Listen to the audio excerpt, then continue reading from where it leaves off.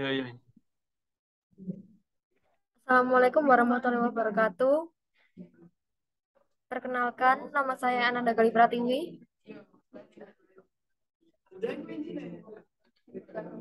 Dan saya Anissa Ramasari. Saya Gabriel Dimas. Saya Ilham Yudantio. Sekarang kelompok kami akan mempresentasikan tentang hasil kerjasama PPT mengenai networking dalam organisasi. Yang pertama yaitu pengertian dari networking. Networking adalah tentang bagaimana memelihara dan membangun jaringan dalam waktu jangka panjang yang terbentuk dari pertukaran informasi atau ide di antara rekan seprofesi atau minat khusus dan saling menguntungkan satu sama lain. Lalu sekarang saya akan menjelaskan mengenai macam-macam jenis dari organisasi.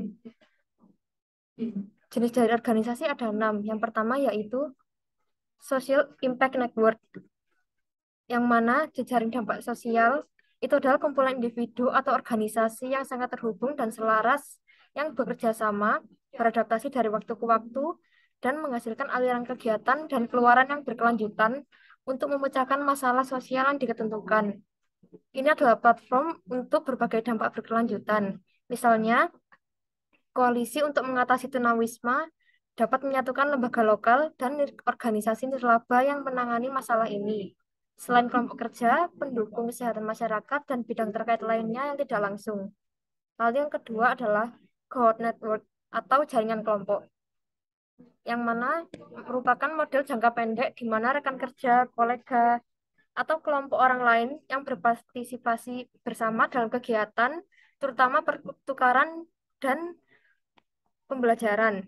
Misalnya, jaringan kohort kepemimpinan menyatukan para pemimpin dari ketiga sektor selama 6 bulan untuk berbagi keterampilan dan pengetahuan. Lalu yang ketiga adalah community of practice, yaitu sekelompok orang yang berinteraksi, yang berbagi disiplin, perhatian, serangkaian masalah atau hasrat tentang topik tertentu. Mereka secara longgar berkoordinasi dan berkolaborasi secara episodik untuk memperdalam pengetahuan dan keahlian dengan berfokus pada tantangan atau peluang tertentu. Misalnya, networkweaver.com menyatukan penenun jaringan untuk menciptakan komunitas praktik informal yang berbagi sumber daya dan pelatihan serta memfasilitasi jaringan di antara rekan-rekan. Lalu yang keempat, asosiasi dan organisasi keanggotaan. Asosiasi adalah sekumpulan individu atau entitas yang secara formal bergabung dengan suatu entitas, memenuhi standar kelayakan dan partisipasi, mengumpulkan sumber daya, memperoleh layanan dari staf, dan membentuk aktivitas entitas. Sebagian besar asosiasi lebih didorong oleh staf dan lebih sedikit didorong oleh hubungan antar anggotanya. Asosiasi ada di sekitar kita, mulai dari asosiasi profesional seperti American Bar Association hingga asosiasi organisasi seperti Konferensi Nasional Badan Legislatif Negara Bagian. Lalu yang kelima, aliansi dan koalisi. Aliansi adalah penyelarasan sementara individu, organisasi, partai, atau negara yang berfokus sepenuhnya pada hasil tertentu yang diinginkan, yang seringkali sempit dalam tujuan atau lingkup. Contohnya, contohnya adalah Serigala Kolardo yang mendukung upaya untuk memperkenalkan kembali serigala abu-abu ke Kolardo, dan sekarang bubar menyusul keberhasilan mereka dalam mengadvokasi pengesahan RUU tersebut. Lalu yang terakhir, yang keenam, regenerative network atau jaringan regeneratif. Jaringan regeneratif tidak hanya interaktif, mereka juga bertujuan untuk menambah nilai pada sistem yang lebih besar yang dilayaninya dan pengembangan, yaitu mengembangkan kemampuan menghasilkan nilai, kemampuan para praktisi, dan jaringan secara keseluruhan. Melalui dinamika sistem seperti kemunculan, jaringan regeneratif dapat menciptakan solusi, keterampilan, dan praktik baru dari waktu ke waktu. Contohnya termasuk Food Solution New England jaringan 6 negara bagian yang berfokus pada perubahan sistem pangan menjadi lebih baik.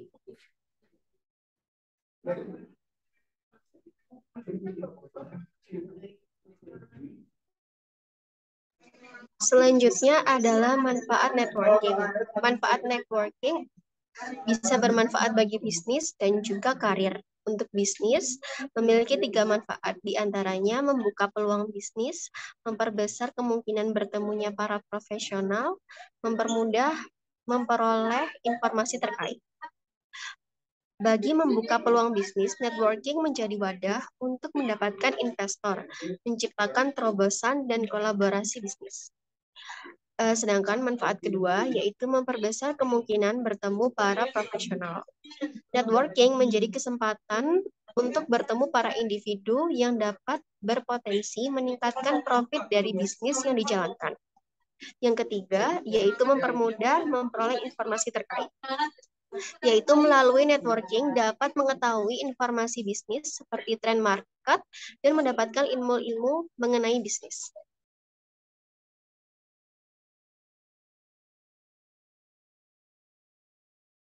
Yang kedua, manfaat networking bagi karir, yaitu ada 3, meningkatkan kesempatan memperoleh pekerjaan baru. Performa kerja dan citra positif yang dimiliki dapat mengantarkan ke pekerjaan impian melalui rekomendasi. Semakin luas relasi yang dimiliki, maka kesempatan rekomendasi pun semakin besar. Yang kedua, yaitu memperoleh peluang untuk promosi jabatan. Memiliki networking yang baik dengan atasan dan memiliki personal branding, skill performa kerja yang bagus dapat menjadi faktor pendukung untuk meningkatkan karir dengan naik jabatan. Yang terakhir, yaitu kemampuan komunikasi lebih terasah.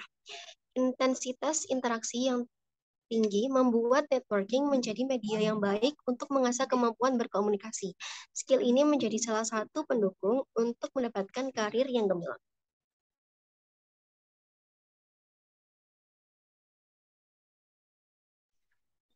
Kemudian yang selanjutnya yaitu cara membangun sebuah networking. Yang pertama yaitu percaya diri, mampu beradaptasi di lingkungan baru dan keluarkan kemampuan diri. Sebagai contoh, jika kita baru mendapat sebuah pekerjaan dan di sebuah perusahaan seperti itu, kemudian kita harus menghindari rasa malu untuk bisa berinteraksi dengan rekan kerja yang lain, maka kita harus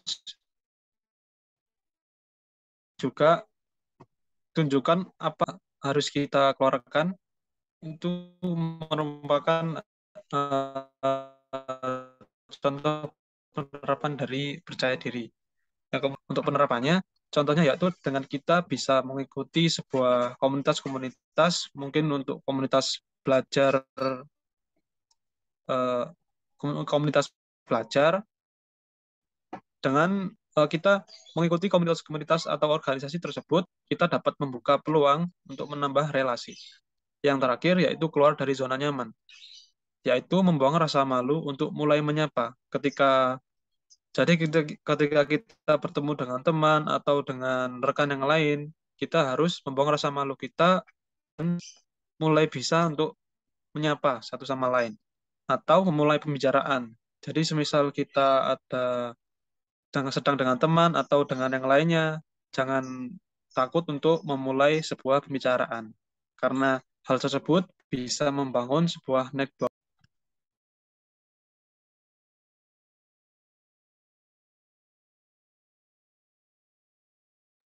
Next. Lalu selanjutnya adalah hambatan dalam networking. Yang pertama adalah perbedaan kultur. Yang kedua, rasa canggung. Yang ketiga, merasa terintimidasi oleh orang yang lebih tahu. Yang keempat, berbicara dengan orang yang berstatus lebih tinggi. Yang kelima, tidak tahu mulai membangun networking dari mana. Yang keenam, memiliki persepsi yang berbeda dengan orang yang diajak networking. Yang ketujuh, belum memiliki jaringan. Dan yang terakhir, tidak mau keluar dari zona nyaman untuk mencari networking atau zona-zona yang baru.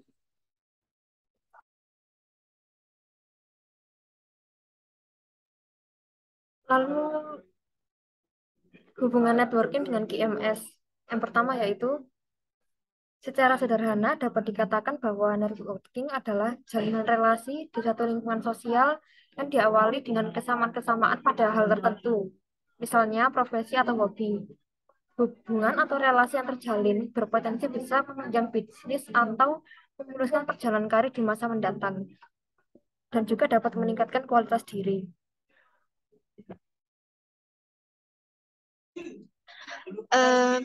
Yang kedua, yaitu networking merupakan suatu wadah untuk bertukarnya informasi yang bermanfaat bagi bisnis. Melalui networking yang baik, dapat mengetahui kebutuhan dan harapan dari klien tentang kualitas dari barang dan jasa yang kita miliki.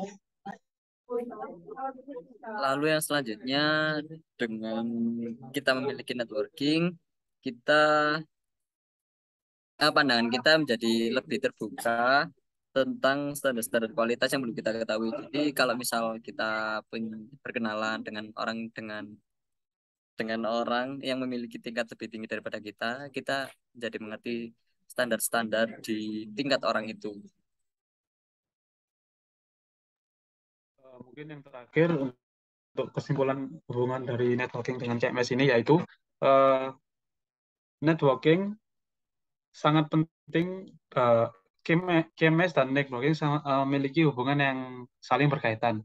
Dengan adanya networking yang bagus, maka akan terbentuk pula dan dapat diketemukan pula QMS, metode-metode yang ada di angka sini yang lebih baik. Seperti itu.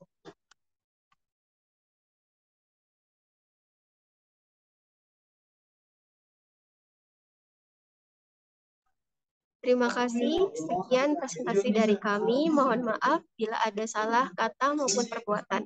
Wassalamualaikum warahmatullahi wabarakatuh.